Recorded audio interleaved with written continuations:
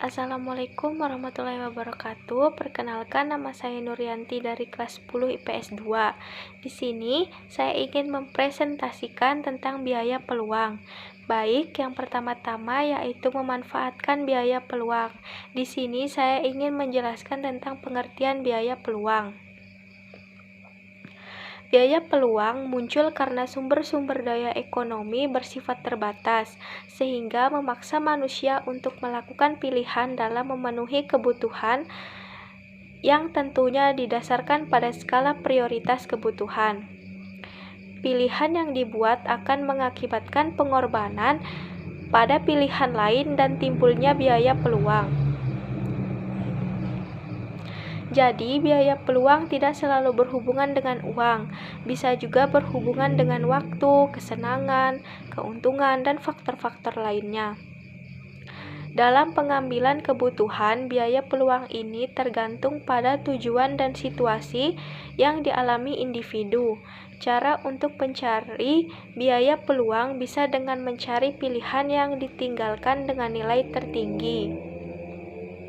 Baik, untuk selanjutnya saya akan menjelaskan tentang perbedaan biaya peluang dengan biaya sehari-hari. Biaya peluang berbeda dengan biaya sehari-hari. Biaya sehari-hari adalah pengorbanan yang harus dilakukan untuk melakukan suatu kegiatan ekonomi tanpa memperhitungkan kerugian karena dikorbankan kegiatan lain. Sedangkan biaya peluang atau biaya implisit atau ongkos alternatif adalah sejumlah barang atau pendapatan yang harus dikorbankan agar sejumlah barang yang lain dapat diproduksi atau digunakan, atau untuk memperoleh suatu yang hilang karena telah memiliki alternatif lainnya.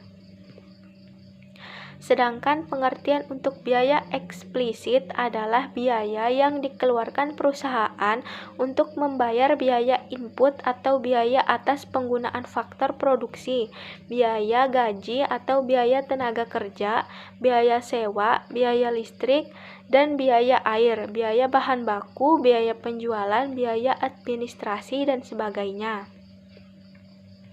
Adapun pengertian dari biaya sesungguhnya atau biaya kesempatan merupakan biaya yang dikeluarkan perusahaan dan biaya yang tidak mengharuskan perusahaan untuk membayar biaya-biaya input, sehingga biaya sesungguhnya merupakan penjumlahan antara biaya implisit dengan biaya eksplisit. Selanjutnya saya akan menjelaskan tentang laba rugi akuntansi dan juga laba rugi ekonomi. Yang pertama, laba rugi akuntansi atau keuntungan akuntansi adalah selisih antara seluruh pendapatan perusahaan atau jumlah pendapatan yang diterima oleh suatu perusahaan sebagai hasil penjumlahan output dengan seluruh biaya yang dikeluarkan perusahaan atau biaya usaha dan biaya di luar usaha yang merupakan biaya eksplisit. Yang kedua yaitu laba rugi ekonomi atau keuntungan ekonomi, selisih antara pendapatan total atau pendapatan usaha dan pendapatan di luar usaha dengan biaya sesungguhnya atau biaya implisit dengan biaya eksplisit. Untuk selanjutnya yaitu prinsip dan motif ekonomi, terdiri dari prinsip ekonomi, motif ekonomi, dan skala prioritas. Untuk yang pertama yaitu prinsip ekonomi. Dalam prinsip ekonomi ada peristiwa tawar-menawar. Tawar-menawar merupakan suatu tindakan ekonomi yang dilakukan oleh penjual dan pembeli untuk menentukan suatu barang. Setiap orang harus memiliki pedoman atau arahan dalam melakukan tindakan ekonomi yang disebut dengan prinsip ekonomi. Jadi, dengan adanya prinsip ekonomi ini, kita bisa memperhitungkan keuntungan dan kerugian saat melakukan tindakan ekonomi. Adapun ciri-ciri prinsip ekonomi sebagai berikut, yaitu yang pertama, mengutamakan kebutuhan yang bersifat lebih penting dan mendesak. Yang kedua, bersifat hemat dan tidak boros dalam tindakan. Yang ketiga, melakukan tindakan ekonomi dengan mempertimbangkan yang matang.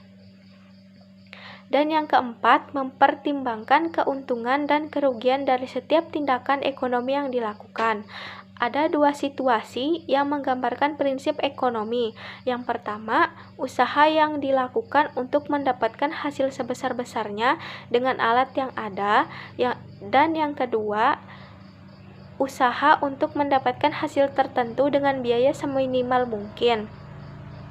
Dari penjelasan di atas dapat disimpulkan bahwa tindakan ekonomi didefinisikan sebagai kegiatan yang dilakukan untuk mendapatkan keuntungan sebesar-besarnya. Yang kedua yaitu motif ekonomi. Motif ekonomi adalah alasan yang mendorong seseorang untuk melakukan tindakan ekonomi. Secara umum ada dua jenis motif ekonomi, yaitu yang pertama motif intrinsik, yaitu motif ekonomi atau kemauan sendiri.